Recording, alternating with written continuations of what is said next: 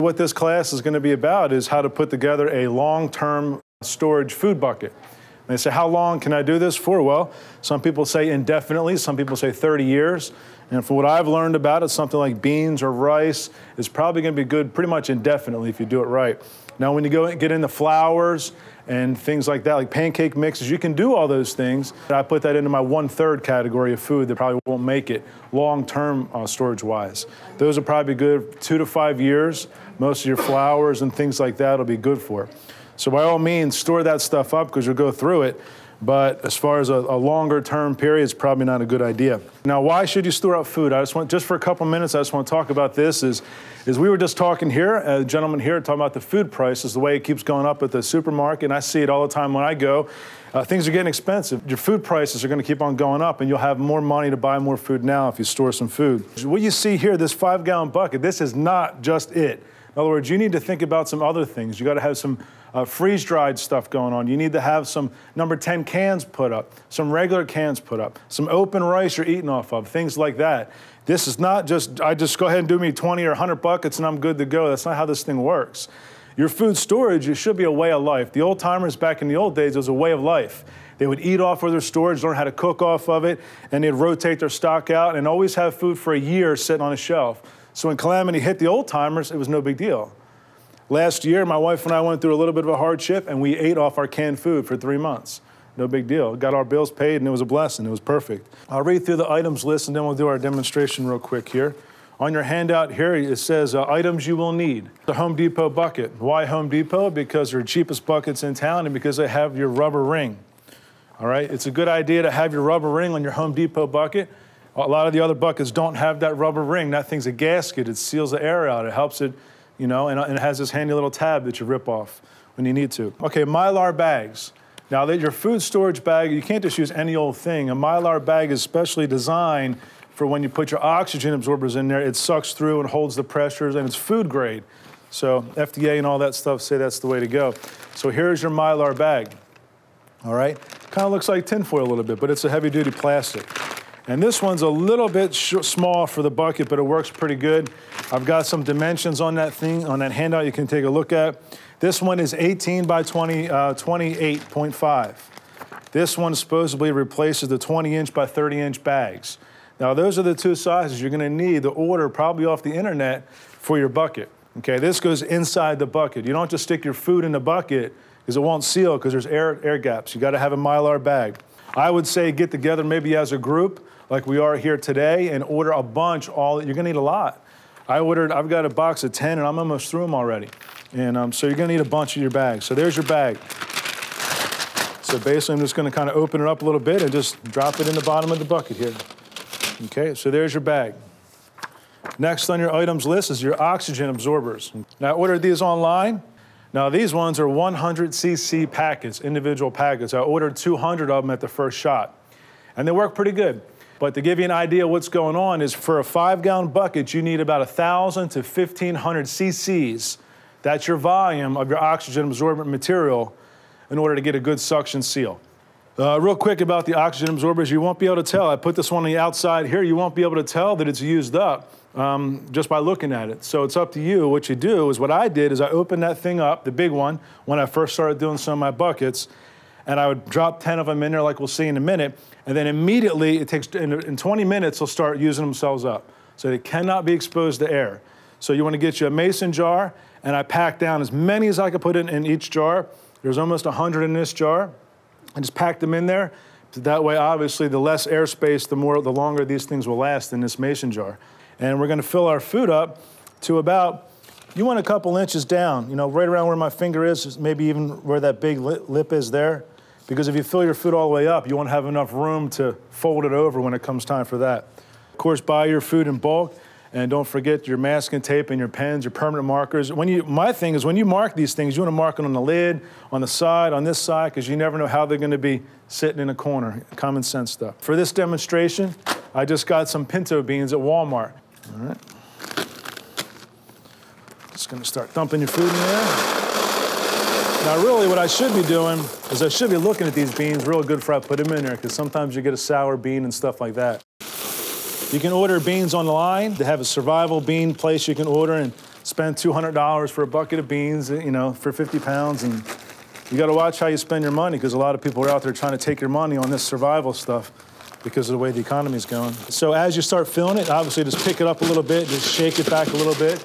You know, try to fill the air voids out pretty good there.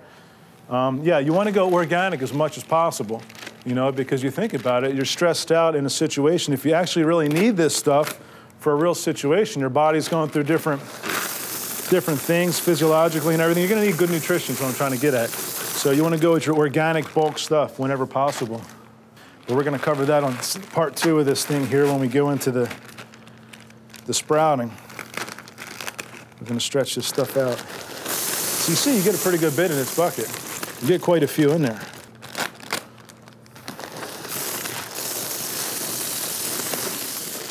All right, I think that'll be about it as far as sticking in there. So let's see how much we got in there. Excuse me, these are 4 pounds each, and that's 1, 2, 3, 4, 5, 6, 7, we got 8. So what's that? 32 pounds, right? It's not bad. All right. So you pick it up, drop it a little bit. There we go. All right. Now I'm pretty full. I'm about up to here. Probably a little bit fuller than I want to be, but we'll make it work. I like to set my iron on about 3. 4, the first time I did it with 4, a little bit too much. See the bag, it'll actually start waving and crinkling down. It's too hot. So don't go too hot. About a number 3 on my iron works pretty good here. So what we're gonna do here in a minute when my iron heats up is I'm just gonna take my bag, just kind of fold it over, push it down, and just kind of fold it together. I'm just gonna kind of fold it over, try to work the edges out a little bit to get a big fat seam on there. And in just a second, once my iron finishes heating up, I'm just gonna start on one side and just work all the way over to about here, and then I'm gonna stop. And then I'm gonna open it up. There'll be a little tiny tunnel left here. I'm gonna drop in my oxygen absorbers. I'm gonna kind of shift it over and kind of spread them out a tad. And then I'm gonna stick my vacuum in there, and I'm gonna turn the vacuum on, and I'm gonna pull the vacuum out and seal it as fast as I can. And that way the vacuum will suck as much air out of there, and then whatever air is left, you'll see that the oxygen absorber just sucks it all dry. It's like vacuum sealed if you do it properly, and you'll see the example in a minute. So you don't have to be a neat freak about it, you know. The first time I did it, I'm like being real careful and this and that. You don't have to, this stuff is pretty resilient. It seals real quick. So just get it kind of flat and just start working on it. I'll just let it sit in one spot just for a second or two. Then I'll just start working it. Back and forth, go all the way over the end, out into the middle.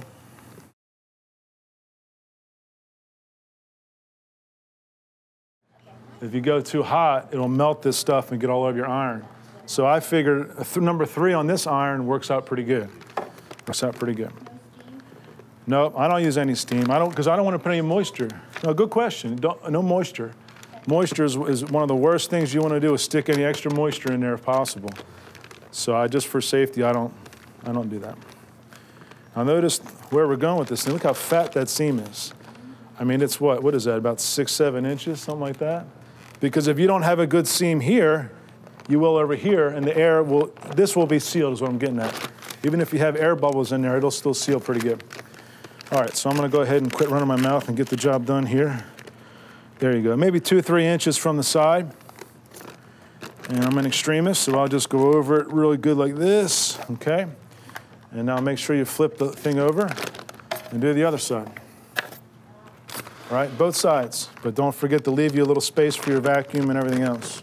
Both sides, okay? It really doesn't take long. You could probably do a bucket from start to finish in 15 minutes. I mean, if you had your material, you could just fly through. You could do hundreds and hundreds of pounds of this stuff in a day with your friends or family. Just get it together and get it done, and then you have it all done. There you go. And when we get done, you could all come up and take a look at it if you want. But I go over until I can tell it's starting to melt a little too much, and then I'll stop. And you can tell when you're doing it. My little space there. Okay. Now, what did I say? 10. 10 oxygen absorbers is what I'm going to put in there. Here. I think 10 works pretty good. You can get a hand warmer at the Walmart and dump 1 or 2 big old hand warmers, you know, activate them and dump them in there. Apparently it's the same process. The chemicals that go off in here is the same thing that happens in a hand warmer, like the kind you get for hunting, and you can use them in a jam. They're about $1.99, and I think these were about $20. There's 4, 5, 6. Let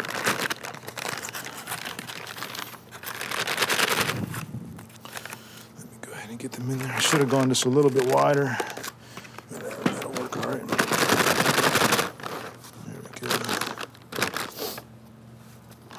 There's 7, 8.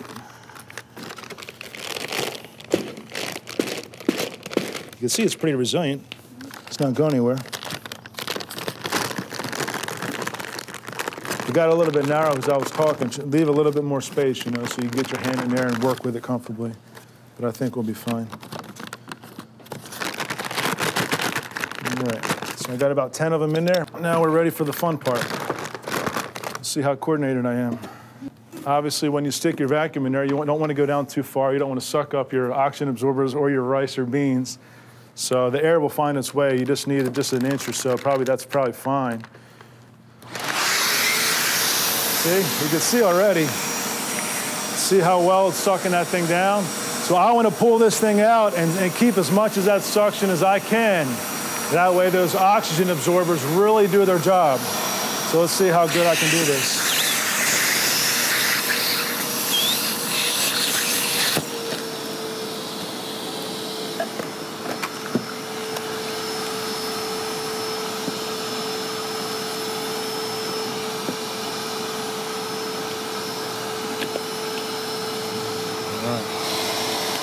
I think I did a pretty good job. So that's without any oxygen absorber. Take a look at that. That's with nothing, just the vacuum. So now the fun part's over. I'm just going to kind of take my time for a minute and just look at it and make sure that I'm happy with the seal. You got to be happy with your own seal, you know what I mean? It's probably fine. Obviously, it's still holding the seal. It's probably fine. So I'm just going to say that that's good to go. Because if I didn't have a seal, it wouldn't look like that now, right? It would start releasing itself. So we're good to go. Now, what I do, and what you probably ought to do, is let that thing sit just like it is for about 12 hours overnight. Don't seal it up yet or nothing like that. Just let it sit. I'll show you the other one. And this one's already been done a while back. But I mean, when you come back tomorrow morning and take a look at this, 12 hours, you ought to really be able to tell that this thing has done its job. It's just sucked anything, remaining thing it could out of there. And so this one's rice. As a matter of fact, there it is. You can see that it's sucked down so tight. If you take a look closely, you can actually see one of your oxygen absorber packages in there. I mean, you can see a little perfect little square. But this one, the one I just did, I'm not going to seal it. I'm just going to let it sit somewhere safe in a corner. Maybe just do something like this and let it sit, you know, just like that. Because if it fails, you want to make sure it's failed now. Don't just seal it up and think it's good, because then it'll be wasted. Pretty simple. It's really easy once you see it.